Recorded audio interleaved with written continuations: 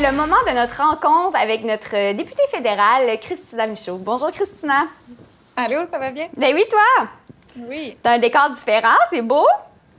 Oui, je suis en...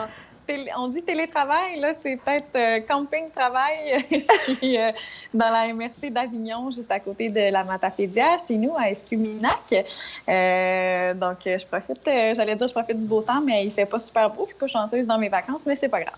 Oui. Ben justement, je voulais savoir, t'as visité un peu, j'ai vu que t'as visité un peu la région, comme tu disais, au début de l'été, puis aussi, t'as visité un peu d'autres places aussi à travers le Québec. Exactement. J'ai commencé à me promener chez nous. J'ai eu la chance de visiter le phare de la Pointe-Métis, qui est un magnifique phare qui a besoin d'amour, là. Alors, c'est des bénévoles qui s'occupent de ça, qui m'ont vraiment expliqué comment ça se passait. Puis, on travaille sur le projet pour trouver le financement nécessaire pour la réfection du phare. Alors, puis, avec la mairesse de Métis-sur-Mer, là, pas le week-end dernier, l'autre, j'ai eu droit à une visite privée, guidée, là, de tous les attraits de Métis-sur-Mer. Aussi, bon, à Escuminac ici, puis il y a le Mont-Saint-Joseph tout près à Carleton. Donc, plein d'attraits, le fun à revisiter. Je sais que vous êtes allé voir la route des Belvédères et Oui. ce sera sur mon chemin de retour. Sinon, je profite bien entendu du lac Matapédia. Je pense que c'est l'un des plus beaux attraits de notre région. Oui. Et sinon, je me suis promenée. C'est certain que j'étais à Ottawa la semaine dernière, donc j'en ai profité pour me promener un petit peu en Outaouais. Puis sinon, je suis allée faire un tour dans Charlevoix, sur la Côte-Nord aussi. Quoi d'autre? En Gaspésie, il y a quelques semaines. Donc, je me promène, puis je redécouvre notre Québec, comme plusieurs Québécois font en ce moment. Puis c'est le fun. Et vous avez probablement entendu, il y a beaucoup de monde en Gaspésie. Oui. Il y a un peu d'inquiétude par rapport à certains grabuges qu'il pourrait y avoir. Mais je pense qu'il faut croire en la bonne foi des Québécois qui veulent venir sur notre beau territoire puis redécouvrir cette belle région. Et c'est certain qu'il y a plus de monde. C'est la COVID, c'est un contexte particulier.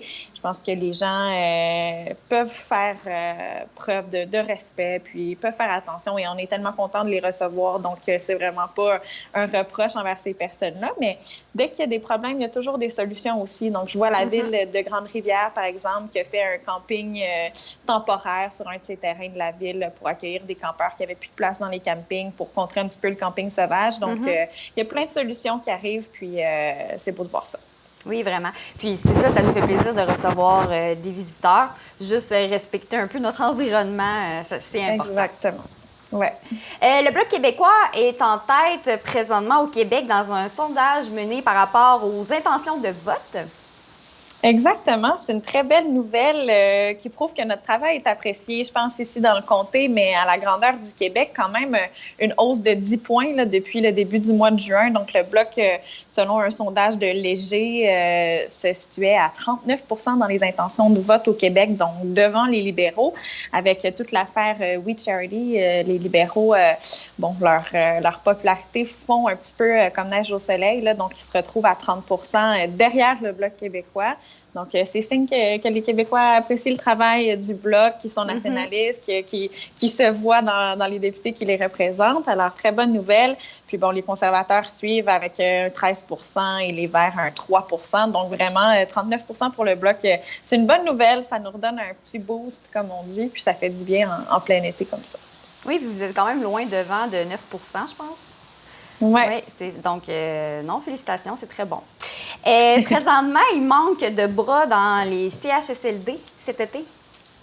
On en a beaucoup parlé au début ou au milieu de la pandémie quand on s'est rendu compte qu'il y avait des éclosions dans les CHSLD principalement. Le gouvernement du Canada a envoyé des renforts au gouvernement du Québec, a envoyé des gens de l'armée et ça a donné un bon coup de main, mais ça avait une date de péremption. Donc, à un moment donné, le contrat ou l'entente se terminait et Justin Trudeau a ramené les soldats et a dit, on va envoyer des gens de la Croix-Rouge à la place, puis ça va être correct. Puis François Legault a dit on va faire une formation express pour les gens qui veulent devenir préposés aux bénéficiaires. Ils seront prêts en septembre, donc ils pourront prendre le relais. Mais là, ce qu'on se rend compte aujourd'hui ou hier, c'est que alors qu'on a besoin d'à peu près 1000 paires de bras dans les CHSLD, il y a à peu près 160 personnes de la Croix-Rouge. Là, donc, c'est très peu. Donc, il y a encore des besoins. Les gens qui sont en train de se faire former ne sont pas encore prêts. Ils seront là en septembre. Je pense que les infirmières, les préposés sont à bout de souffle aussi. Là. C'est eux qui sont en première ligne depuis plusieurs mois. Donc, de savoir ça aujourd'hui, qu'on manque des centaines de personnes pour donner un coup de main pour nos aînés, ça fait un petit peu mal au cœur. Donc, on se questionne pourquoi le gouvernement du Canada ne renverrait pas des soldats de l'armée, parce que, comme on en avait déjà parlé, les Québécois aussi payent leurs taxes et leurs impôts, vont pour l'armée. Donc, on a droit à ce service-là et ça donnait un bon coup de main. Là. Je pense, du moins, il y avait eu, ça avait paru, là. Mm-hmm. Donc, une question qui reste en suspens. J'espère qu'un renfort sera apporté d'ici septembre. Oui, le retour des soldats, ça serait une bonne idée. J'ai goût de parler un peu de ce qui se passe présentement à Ottawa. Ça brasse à cause de l'affaire UNIS. Je ne sais pas si tu peux un peu nous l'expliquer. Oui, en fait, l'affaire, on regardera ensemble, là, je pense que ça se dit uni, mais je pense que OK, uni. En anglais, non, prends-moi, c'est important. Puis, oui, c'est ça. En fait, il y a eu les bourses de bénévolat qui devaient être données aux étudiants qui voulaient aller faire du bénévolat pour une aide financière pour la COVID. Et le gouvernement a choisi un organisme de charité pour s'occuper de ce programme-là sans aller en appel d'offres. Donc, ils ont vraiment donné le contrat à We Charity. Et après ça, déjà que ça soulevait des questions, qu'il n'y a pas eu d'appel d'offres, que c'est eux qui aient eu le contrat comme ça, il y a eu des questions qui se sont posées. Et ensuite, on s'est rendu compte de plein de choses, comme par exemple que la famille de Justin Trudeau avait bénéficié financièrement de l'aide de We Charity, que la famille de Bill Morneau aussi, le ministre des Finances. Alors, plein de choses qui soulèvent un flagrant conflit d'intérêts. Et on apprend aussi que l'organisme a pris des données personnelles de jeunes pour le donner au Parti libéral du Canada pour qu'eux puissent utiliser leurs données. Alors, les informations continuent d'arriver comme ça, et c'est assez effrayant. Et aujourd'hui, ce sera le tour de Justin Trudeau à témoigner au Comité des finances de la Chambre des communes. Donc, c'est assez attendu, ce témoignage-là. On a bien hâte de voir ce qui en sortira, mais je pense que le conflit d'intérêts, il est flagrant, il est là.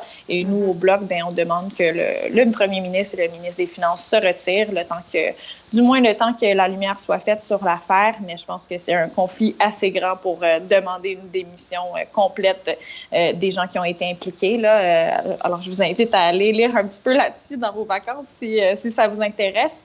Mais en effet, un conflit d'intérêts qu'on ne peut pas trop laisser passer, là, parce que ça fait plusieurs avec Justin Trudeau. Là, on a la mémoire courte, mais il y a eu l'histoire de l'île privée au début. Ensuite, il y a eu SNC-Lavalin. Là, il y a We Charity. On est rendu à 3, là, que, ça commence à faire beaucoup d'enquêtes au commissaire à l'éthique et de conflits d'intérêts. Alors, voilà, on demande sa démission, tout simplement. Oui, le conflit d'intérêts est assez flagrant. Bon, bien, merci beaucoup, Christina Michaud, députée fédérale de notre région. On se voit pas la semaine prochaine parce que tu es trop dans le jus, mais on se voit la semaine d'après. Exactement. Parfait. Merci beaucoup. Au revoir. Merci, bye.